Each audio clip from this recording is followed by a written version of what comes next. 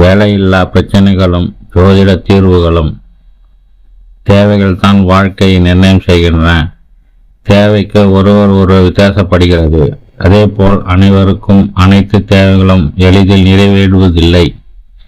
அடிப்படை வாழ்க்கைக்கு தேவையானவற்றை கூட போராடி பெற வேண்டிய நிலையில் கர்மவினை பயன்கள் அமைந்து விடுகின்றன.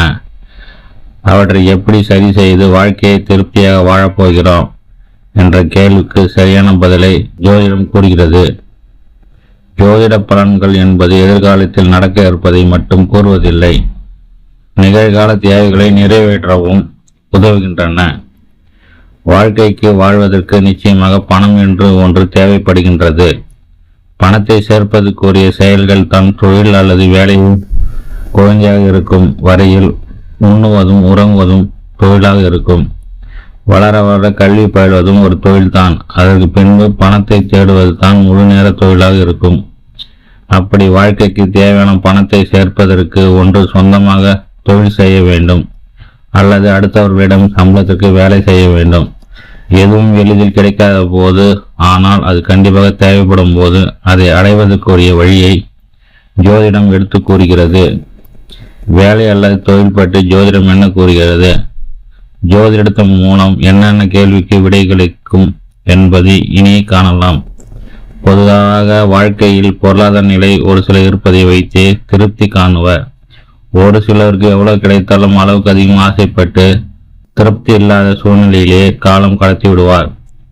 பெரும்பாலானோருக்கு வரவிருக்கும் செலவுக்கும் சரியாக இருக்கும். இப்படி பொதுவான பொருளாதார நிலையை முதலில் கண்காணித்துக் கொள்ள வேண்டும். அதற்கு 2ஆம் பாவம், 5ஆம் பாவம், 11ஆம் பாவம் துணை நிற்கும். பொருள் வரும் சூழ்நிலை. பணத்தை சேர்ப்பதற்கு பல்வேறு வழிகள் உள்ளன. மூதாதையர் சொத்துக்கள் கிடைக்கலாம்.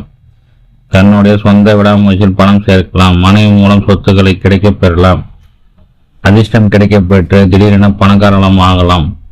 இன்னும் சிலர் கடன் வாங்கித்தான் பொருளை சேர்க்கக்கூடிய நிலை வரலாம்.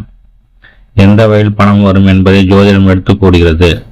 பணபலம் ஸ்தானங்கள் எனப்படும் 2, 5, 8, 11 ஆகிய பாவங்கள் இதனை எடுத்துக்காட்டும். பொருள் வரும் காலம். பிறக்கும் போதே செல்வந்தராக பிறப்பதும் உண்டு. படிக்கும் போதே பணம் சம்பாதிப்பதும் உண்டு. பல முறை அனுபவப்பட்டு பின் வெற்றி பெறுவதும் உண்டு. வரும் வாய்ப்புகளை பயன்படுத்தி திடீரென முன்னேற்றம் காண்பவரும் உண்டு.